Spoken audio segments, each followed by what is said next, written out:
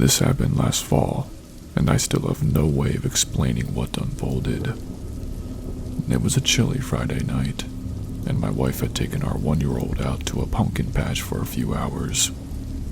While they were gone, I finished up some work, then left around 4:30 p.m. to pick up dinner.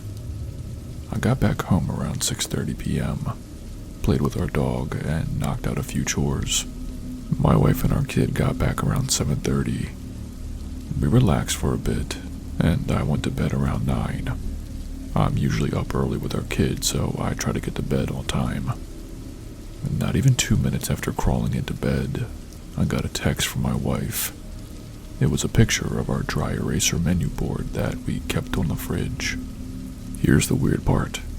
She was lying right next to me, taking off her makeup, and her phone was still sitting on the bed. Confused, I turned to her, but she looked just as baffled as I was. At the start of every week, my wife writes out a rough meal plan for the week. I'd seen it earlier in the day, and everything was normal. But the picture she sent me, the menu was all scrambled up. Letters were scattered, some forming incomplete words, others just random squiggles. A lot of it was her handwriting, but not all of it. There were sections written in someone else's handwriting. Definitely not mine or hers. The thing that got both of us was the phrase in the middle of the mess. "You're not safe." I remember that sinking feeling in my stomach. Our 1-year-old obviously couldn't have done this, and nobody else had been in the house. We tried to make sense of it for a second, but nothing was adding up. We were both too freaked out, so we called the sheriff. They sent someone out pretty quick, considering that we live in the country and don't usually see any action. The sheriff's deputy was polite, but you could tell that he was a little unnerved by our situation.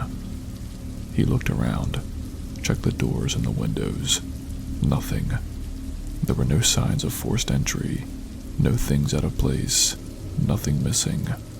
The only weird thing was that board on the fridge.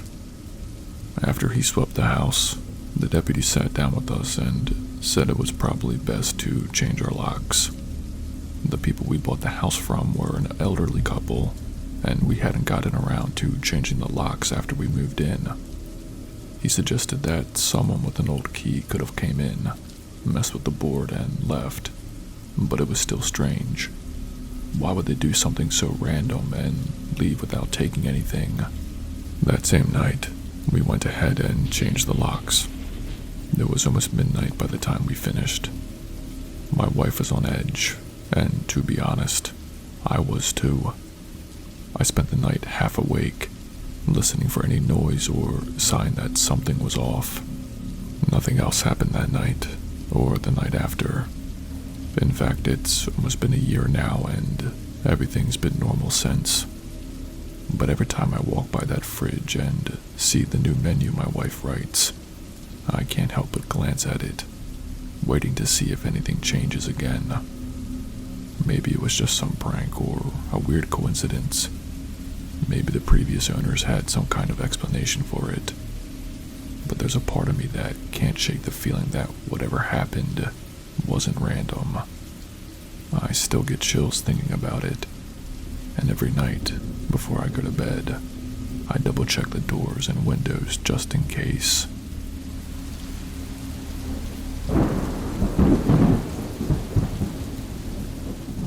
So, I was 17 and hanging out with 2 of my friends one night. It was early October, and we'd been out of school that day for a few hours now. They wanted to go smoke weed in the woods, but I wasn't really in the mood for it. I ended up driving them out to the spot and figured I'd just wait in the car while they did their thing. After a while, I started getting bored, and just sitting in the car felt kind of lame, so I decided to go find them. There were 4 different paths leading off from where I was parked, and I had no idea which one they took. I picked the biggest one, figuring it was the best bet. It was pitch black, and of course I left my phone in the car like an idiot. So I'm walking through this dark-ass forest with nothing but the moonlight to go by. The whole thing felt pretty off. If you've ever been in the woods at night, you know what I mean. There's this weird, creepy feeling like you're not alone, even though you're supposed to be. After walking for a few minutes, the trail dipped down and, on the other side, I saw a bench. It was barely visible in the moonlight, but enough for me to make out two figures. One guy was sitting on the bench, and the other was standing in front of him. I figured it had to be my friends. Who else would be here? I yelled out to them. As soon as I did, both silhouettes turned to face me, which should have been fine, right? But they just stared. No response, no noise, nothing. Then the guy sitting on the bench gets up and, without a word, starts sprinting at me. Not running, sprinting. Full speed and dead silent. And at that moment, my brain was like, nope. I turned and bolted, tripping over rocks and branches because I couldn't see a damn thing. My heart was pounding so hard I could feel it in my throat. I did not care how much noise I was making. I just needed to get back to my car. I made it out of the woods, dove into the car, and locked the doors. I sat there, trying to catch my breath, freaking out about what just happened. But then I start worrying about my friends. What if that dude went after them? About a minute later, I see my two friends casually strolling out of a completely different path. They were totally fine. When they got to the car, I asked them if they had seen or heard anything weird. They looked at me like I was crazy and said they hadn't seen anyone else out there. So yeah, to this day, I have no idea who or what was out in those woods with me. But I'll tell you one thing. Next time, I'm staying in the damn car.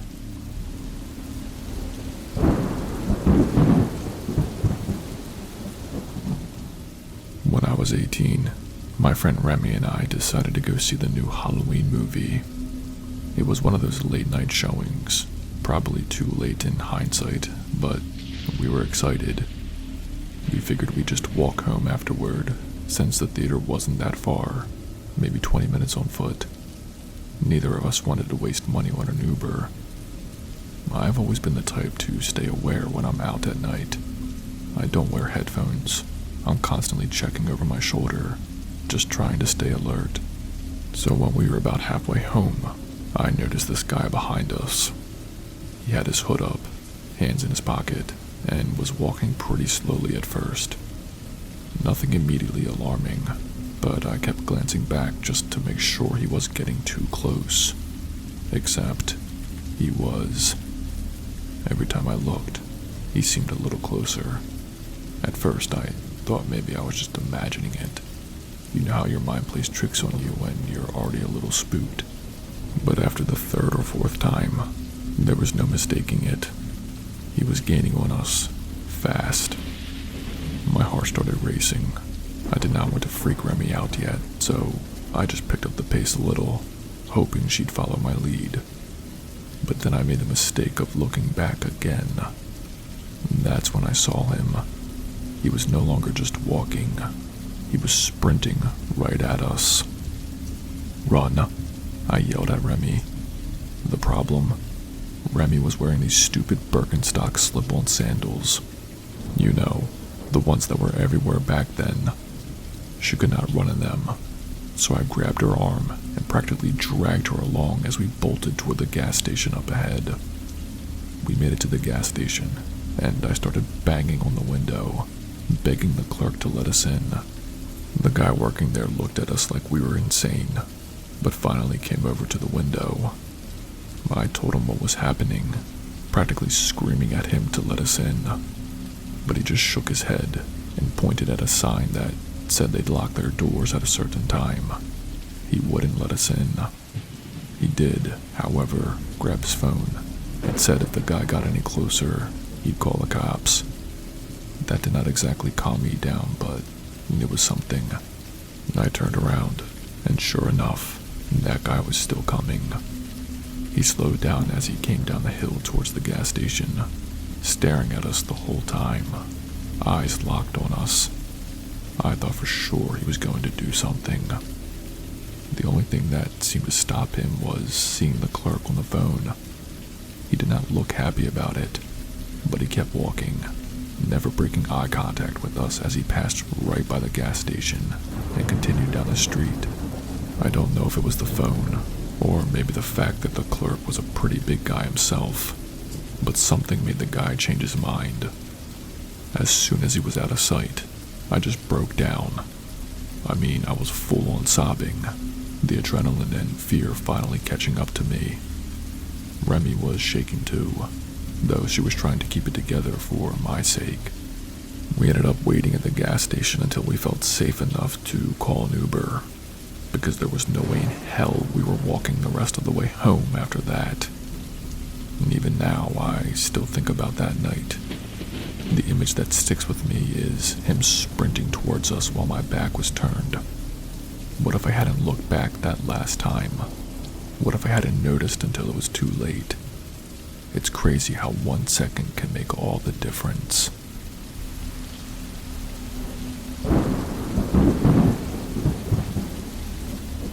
This happened last year, almost a week before Halloween. My brother at the time was dating the love of his life. They met while working at a restaurant together.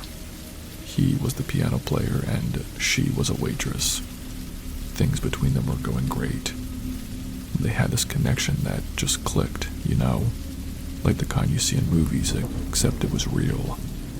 But there was one problem: her ex-boyfriend. This guy had issues, to say the least. He was one of those jealous types who couldn't move on. Apparently, he wasn't just bitter, he was downright obsessive. He knew their work schedules by heart, knew when they'd leave the restaurant together.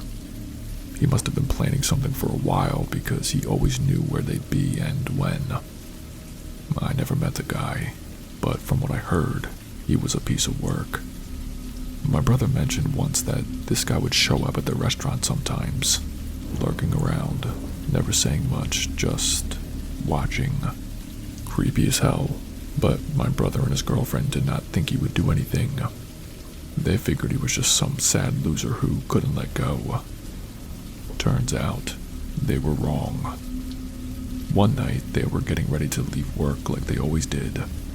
My brother was chatting with a colleague for a second, and his girlfriend stepped outside ahead of him. It was just a minute. A minute he'll regret for the rest of his life. As soon as she walked out the door, her ex was waiting for her. He had a Stanley knife. Before anyone could react, he slashed her throat. It was over in seconds. She bled out right there in front of the restaurant, right in front of my brother. He told me later that he heard her scream and ran out, but by the time he got there, she was on the ground. There was nothing he could do. The guy ran off, and for a second, it felt like the world stopped. My brother tried to help her, tried to stop the bleeding, but there was too much blood. She died in his arms. The attack was meant for him. The psycho had planned to kill my brother because he couldn't handle the fact that she moved on. But my brother got delayed for a second, and she ended up paying the price. The police called the guy pretty quickly. Turns out, he wasn't exactly subtle about his obsession, and people at the restaurant knew something was off with him. He's in prison now, and from what I've heard, he's staying there for a long time. Good. If I ever got my hands on him, I'd probably end up behind bars myself. The worst part is what this did to my brother. He went through some dark times after that. Who wouldn't? You're in love with someone, planning a future, and in an instant, they're gone. He blamed himself for a long time.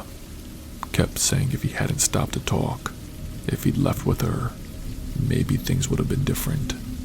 Maybe she'd still be alive. He spiraled for a while, drinking, isolating himself, not wanting to talk to anyone. Therapy helped, eventually, but it took a lot to get him back on track. He's doing better now, thankfully. He's still carrying the weight of it all, but at least he's starting to come out of that dark place. But man, it's terrifying to think how close I came to losing my little brother that night. I can't even begin to imagine what he's been through. All because some deranged nutjob couldn't handle his emotions. At least that guy's locked up where he belongs. I hope he stays there, because if he ever gets out, I don't trust myself not to finish what my brother's girlfriend never got the chance to do.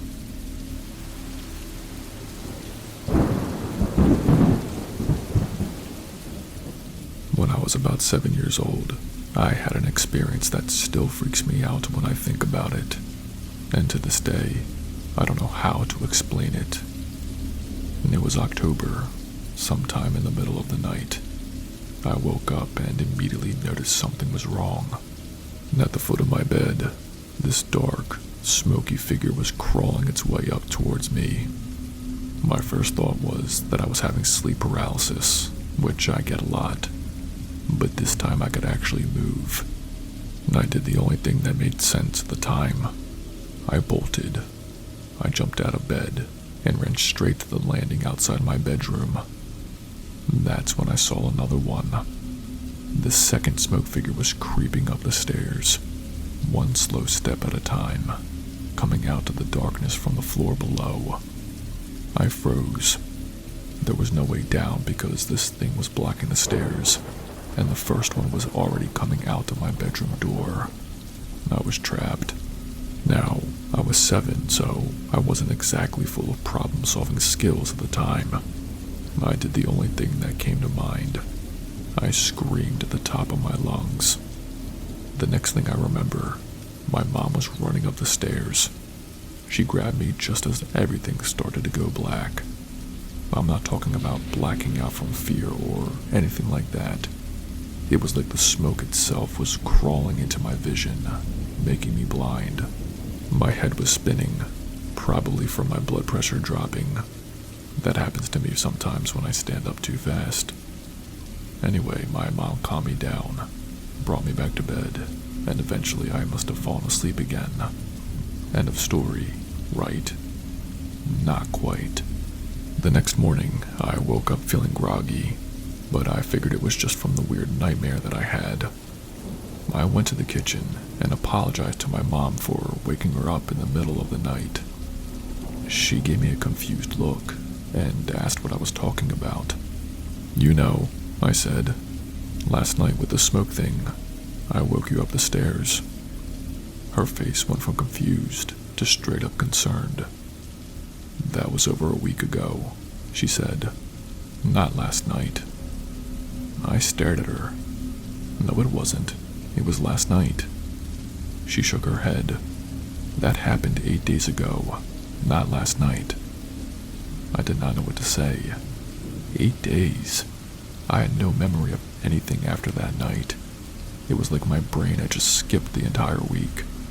I don't remember going to school, playing with my friends, eating dinner, nothing.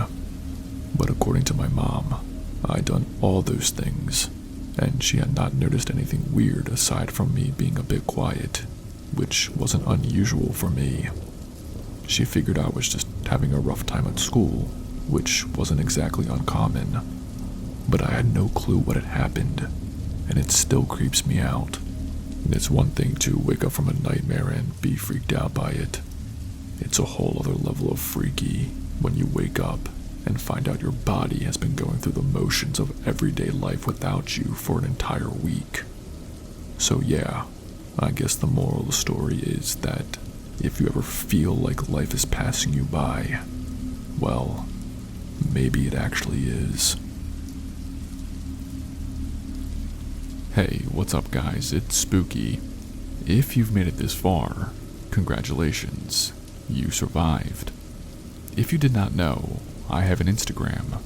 Follow me on there so we can connect. I also have a Patreon.